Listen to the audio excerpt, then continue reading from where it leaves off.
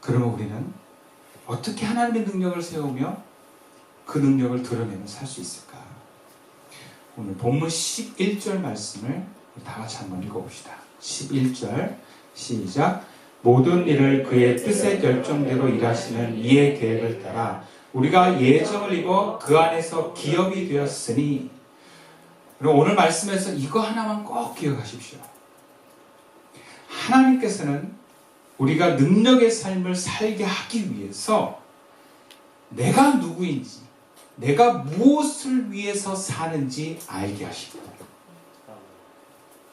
여러분, 이것은 영광스러운 삶을 살게 하는 초석입니다. 바울은 성도가 예수를 믿으면 그로 말미암아 이제 하나님 안에서 기업이 되었다고 말합니다. 여기서 그 안에서 기업이 되었다라는 것이 큰 의미가 있어요. 다른 번역으로는 그분의 백성이 되었다라고도 얘기하고요. 또 다른 번역에서는 상속자가 되었다라고 번역을 합니다. 상속이라는 단어를 쓰는 이유는 뭔가 위치만 얘기하는 게 아니라 유산을 받은, 그 유산이 소유화된 사람을 의미해요. 그 능력을 가지고 있는 거예요. 그리고 무엇보다 그 존재에 대해서 내가 상속을 못 받는 상관없는 사람에서 상속을 받는 그분의 백성과 그분의 자녀의 위치로 변화되었구나라는 것을 알게 하는 거예요. 그것을 깨닫게 하는 것입니다. 그래서 이것을 의역한 성경 번역은 또 이렇게 번역을 해요. 본문 11절을 그리스도 안에서 우리는 자신이 누구이며 무엇을 위해 사는지를 알게 되었다. 여러분, 우리가 누가복음의 70 아들의 비유를 보면 아버지의 재산을 가지고 떠났어요. 그건 뭐냐면 아버지와 인연을 끊겠다라는 거예요. 그리고 내 마음대로 살겠다는 것입니다. 근데 내 마음대로 살았는데 돈을 다 탕진했어요. 종이 됐어요. 그러나서 그의 정체성은 뭐냐? 나는 돼지들이 먹는 음식도 못 먹는 비참한 종이구나라는 정체성. 그래서 자기가 생각을 바꿔서 내가 아버지의 집에, 아버지 집 안에 있는 종도 좀 그렇고 그냥 품삯을 받아서 일하는 그런 사람으로라도 좀 살아야 되겠다. 그래서 집으로 돌아옵니다. 근데 그 아버지가 아들을 보더니 그냥 끌어안고 입을 맞추고 나서 옷을 새롭게 입히고 반지를 끼워줘요. 그거 무슨 얘기냐면 너는 이제 우리 집안의 아들이야라는 거예요. 유산을 또 이어받을 수 있는 아들이야라는 것을 알려줘요. 그 행위를 통해서 그 자식은 내가 종이 아니라 아들이구나라는 걸 아는 거예요. 그리고 유산을 받을 수 있는 사람이다라는 것을 통해서 내가 이 집에서 어떻게 살아야 될지를 알게 되는 거예요. 우리가 예수 믿기 전에는 내가 누군지 잘 몰랐습니다. 우리는 되게 살아오면서 여러분, 내가 누구인가라는 것을요 끊임없이 찾습니다. 왜냐하면 그것이 발견돼야지 내가 누군지 경험되고 알아져야 힘이 나고 뭔가 어떤 존재감에서 오는 안정과 평화가 오고 에너지가 나오기 때문에 그래요. 그런데 대개 이 내가 누구라는 개념을 스스로가 아니라 주변 사람들의 사랑과 자신의 능력으로 발견해 갑니다. 그래서 어렸을 때는 엄마의 딸로, 엄마의 아들로, 아빠의 딸로, 아빠의 아들로 정체성을 삼습니다. 그래서 엄마 아빠가 중요한 거예요. 어렸을 때는 자기의 이 존재를 인정해주고 가치를 부여해주는 대상이기 때문에 그렇습니다. 그래서 좀 크면 엄마 아빠가 귀찮아져. 누가 중요해지면 친구가 중요해져요. 친구가 정체성을 부여해요. 너는 나한테 정말 좋은 친구야. 그래서 친구가 부모보다 더 소중해집니다. 왜? 엄마 아빠는 막 잔소리만 하거든. 그리고 나한테 요구하는 게 너무 많아. 부담스러워.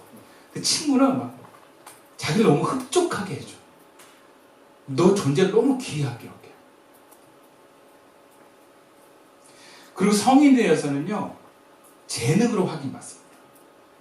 공동체나 조직에서 사회에서 너는 참 일을 잘한다. 그럼 나 일 잘하는 사람이야. 뭔가 잘하는 거 있잖아요. 커피를 잘 내려면 너는 커피를 잘 내리는 사람. 장사해도 되겠다. 난 재능 있는 사람이야. 그래서 커피를 열심히 내리는 거예요. 왜? 그걸로 인정을 받으니까. 제가 노래할 때는요, 노래를 막 잘하면 사람들이 막 확 박수를 쳐줬어요. 그러니까 노래 제가 얼마나 많은 에너지와 열정이 생겼는지 몰라요. 이것만 잘하면 공부를 잘할 수 있는 능력은 없는데 노래는 하니까 돼. 야, 난 노래다. 그러니까 노래로 대학을 가고 노래로 사람들한테 인정을 받고 심지어 노래를 잘하니까 인기도 많아져. 여자들이 그냥 다 좋아해. 얼굴 볼 때는 실망했던 애들이 노래 부르니까 갑자기 막 하트가 막 생기고 너 이리 와 하는데 오고 막 그래. 그러니까 노래가 저한테는 나의 존재를 확인시켜주는 가장 중요한 통로가 된 거예요. 이렇게 나라는 존재가 확인될 때마다 우리는 나를 만난 기쁨과 존재하는 나를 확인하면서 에너지와 만족을 얻습니다.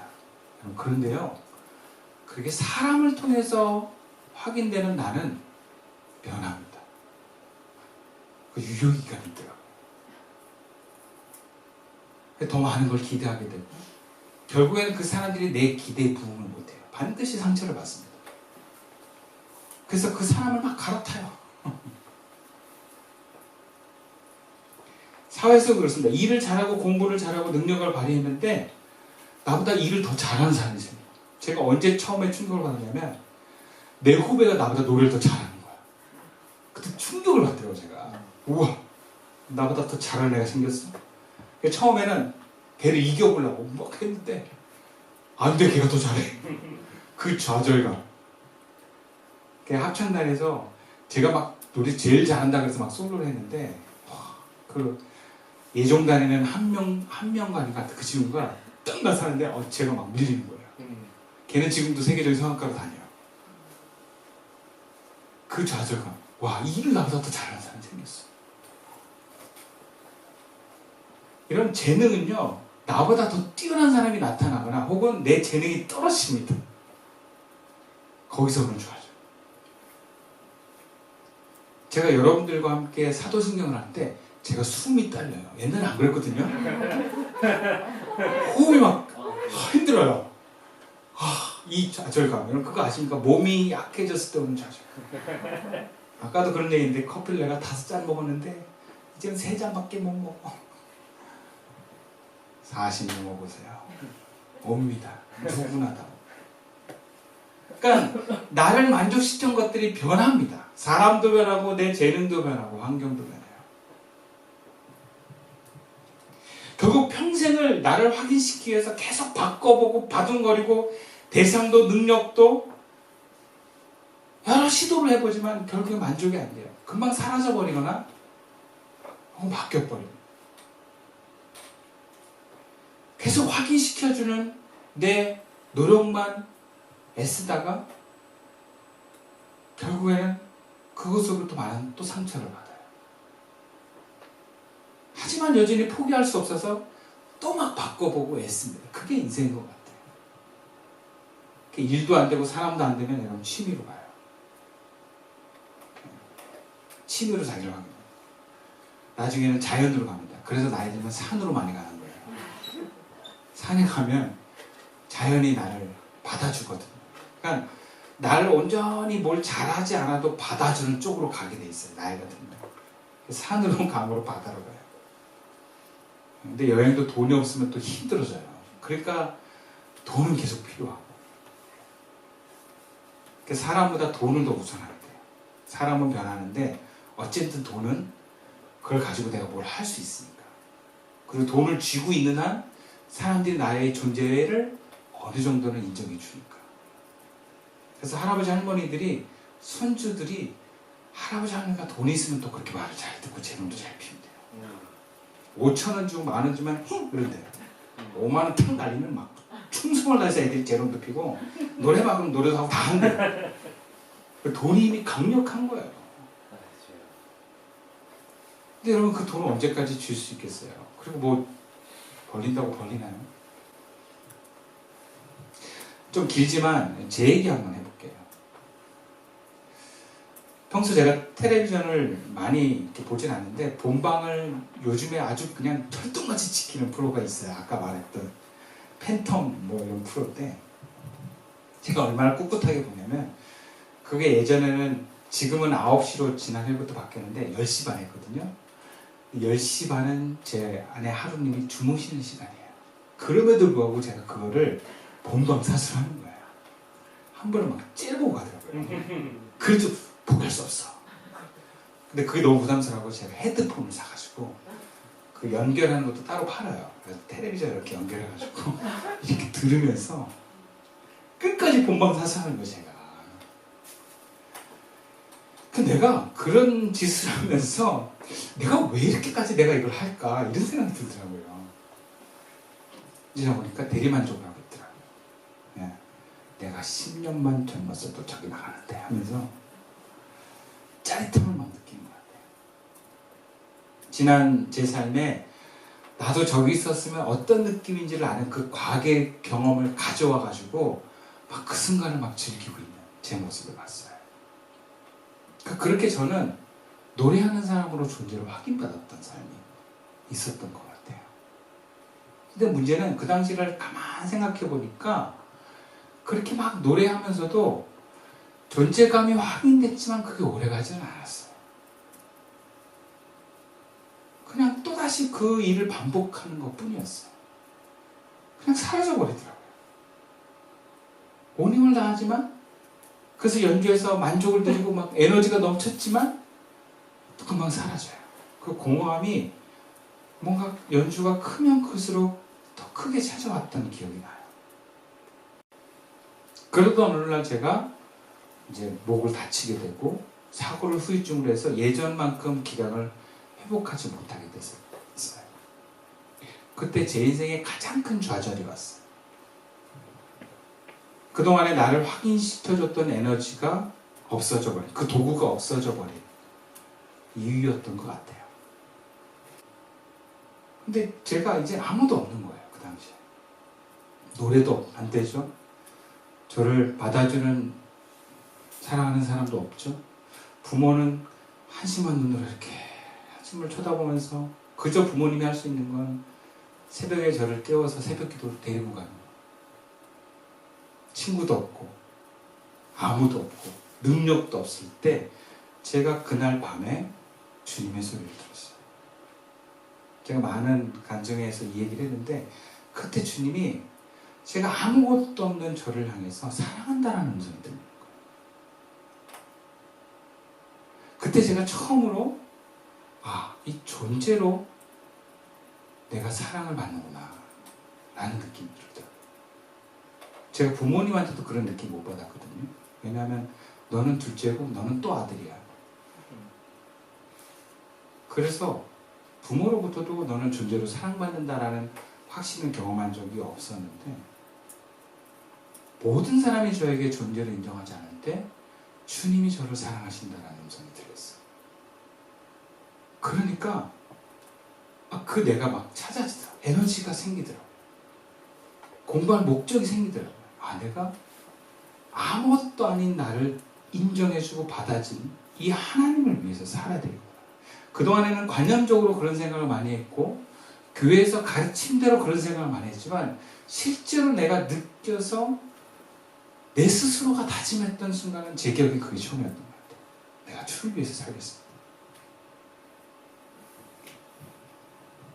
내가 또 떨어져도 당신을 위해서 살겠습니다. 그러면서 에너지가 넘치고요. 정말 신나게 공부를 했어요. 네. 왜? 아무도 알아주지 않아도 하나님 알아주신다. 그 확신이 저에게 있었던 것 같아요. 나를 바로 아는 순간 에너지가 생기고 목표가 생겼던 기억이 납니다. 바울은 하나님께서 우리를 상속자로 아들로 삼아주셨다고 말해요. 이것은 우리가 뭘 잘해서가 아니라 그렇다고 우리가 착해서가 아니라 멋져서가 아니라 존재로 택하시고 사랑하신다는 말씀이에요. 바울은 이것을 창조 전에 우리를 택하시고 사랑하셨다라고도 표현을 합니다. 우리가 태어나기 전부터 우리를 택하시고 사랑하셨다면 여러분 우리의 능력과 출신과 외모는 상관없다는 거 아닐까요?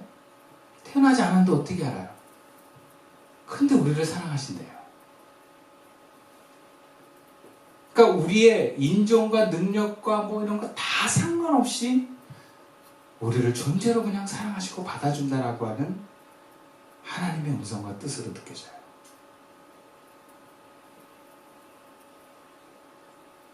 그리고 나아가서 우리를 하나님과 교제할 수 있도록 거룩하고 흠이 없는 사람으로 만들어주셨다.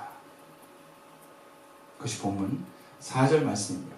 곧 창세전에 그리스도 안에서 우리를 택하사 우리로 사랑 안에서 그 앞에 거룩하고 흠이 없게 하시려고. 아무 조건 없이 우리를 택하시고 우리가 태어난 존재만으로 우리를 사랑하십니다. 왜 하나님이 나를, 이 못난 나를, 찬송가에서는 벌레 못한 나를, 벌레보다 못한 나를 용서하시고 품으시고 사랑하시는가? 어떻게 그럴 수 있는가? 라고 묻지만 하나님으로부터 나온 우리라면, 하나님이라면 그러실 수 있다는 거예요. 우리가 언뜻 자녀를 낳아보면 그 하나님의 뜻을 조금 느낄 수 있어요. 존재로 사랑하는 게 뭔지. 물론 애가 귀엽고 예뻐서 좋아하는 것도 있지만 그냥 나오면 너무 신기하고 놀랍고 그냥 좋아요. 그냥 좋은 게 있어요. 결과적으로 우리가 하나님을 알게 될 때 비로소 여러분 나란 존재를 바르게 확인하게 되는 줄로 믿습니다. 이것을 뒤집어 말하면 이런 나를 하나님으로부터 확인받을 때 우리는 나를 사랑하시는 하나님을 바로 알게 됩니다. 왜냐하면 하나님께서는 존재와 존재로 만나시는 분입니다. 나를 존재로 만나지 않고 나를 가면 쓴 나로 만나시는 분이 아니에요. 예를 들자면 우리가 친구랑 막 친하게 지내는데 이 친구가 나한테 거짓이었어. 그럼 친해지기 어렵습니다. 친구도요 서로 속을 다 털어놔야 돼. 옛날에 요즘에 그런지 뭐 옛날에는 일기 바꾸기 뭐 이런 것도 했대요. 저는 그런 거 안 했는데 근데 그 정도면 정말 절친이야. 네. 솔직한 나를 직면했을 때 받아주는 친구. 우리가 솔직한 나를 드러낼 때 하나님은 받아주십니다. 그리고 그런 나를 인정하고 하나님 앞에 갈 때 하나님이 제대로 만나지는 거예요. 여러분의 성공으로 하나님 만나주시는 거 아니고요. 여러분의 외적인 아름다움으로 하나님 만나주시는 게 아니라는 거예요. 그건 다 가짜예요. 가면이에요. 내가 이 땅에 살 때 필요한 옷일 뿐입니다. 옷. 아무런 조건 없이 이미 우리를 택하시고 우리가 태어난 존재만으로 하나님 우리를 사랑하십니다. 근데 우리는 하나님을 많이 오해해요. 어려서 엄마나 아빠에 대한 느낌을 하나님께 투사하는 경우가 많아요. 나에 대해서 조건을 제시했던 부모를 어린 시절에 경험한 사람들은 하나님에 대해서도 조건을 제시한다고 생각을 합니다. 그래서 이렇게 얘기를 해요. 내가 착해야, 내가 옳은 일을 해야 하나님 기뻐하실 거다 이렇게 생각을 합니다. 그래서 이런 사람은요 자꾸 하나님 앞에 뭘 물어보냐면 하나님 뭐가 옳아요? 이렇게 자꾸 물어봐요. 뭐가 옳아요? 뭐가 잘못됐어요? 그래서 옳은 일만 하려고 해요. 잘못된 일을 안 하려고 하는 그 관계로 하나님을 자꾸 소통하려고 합니다. 옳지 않은 일을 통해서는 하나님께 비난받지를 원치 않습니다. 여러분 뭔지 알아야 돼요. 옳고 그름을 떠나서 그냥 하나님은 존재로 나를 사랑하세요. 내가 부족해도 사랑하시고요. 심지어 잘못해도 그 사랑이 변한 건 아니에요. 근데 예전에 우리 어머니들은 자신의 에고가 있어서 자기 말 안 들으면 밀어내요. 나 너 싫어할 거야. 나 너 멀리할 거야. 그러니까 엄마에 대한 이미지가 어렸을 때 박힌 사람들은 하나님에 대해서도 그런 생각을 해요.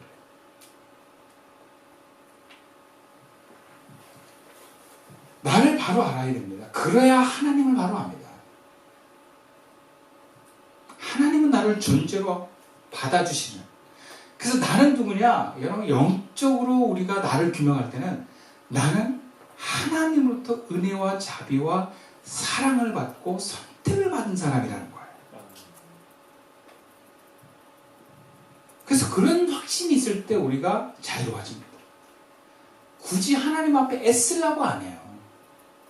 여러분, 율법의 자유로우려면 이 자기 정체에서 바른 인식을 갖고 있어야 자유롭습니다. 꼭 잘해야, 옳은 일 해야, 법을 지켜야 내가 인정받는 사람으로 인식을 하고 있으면 율법에서 못 벗어나요. 자유롭기가 어렵습니다. 그래서 우리가 애써야 할 게 따로 있어요. 외적으로 착한 일을 하고 바르게 하려고 옳은 일을 하려고 애쓰는 게 아니라 마음을 애써야 돼요. 마음을 가꾸려고 애써야 돼요. 내 안에 하나님의 씨앗을 키우려고 애써야 됩니다. 외적으로 애쓰기보다 내면에서 하나님과 접속된 내가 하나님과의 풍성한 교제와 생명 넘치는 하나님으로부터 오는 그 사랑을 통해서 내 내면을 키워나가는 데 우리의 방향이 있습니다. 우리가 신앙생활에서 실패하는 이유는 자꾸 외적인 것을 애쓰기 때문에 그래요. 결국 자기 힘과 한계에 부딪힙니다. 우리가 신앙생활하면서 정말 관심 갖고 애써야 되는 것은 내면의 성장에 있습니다.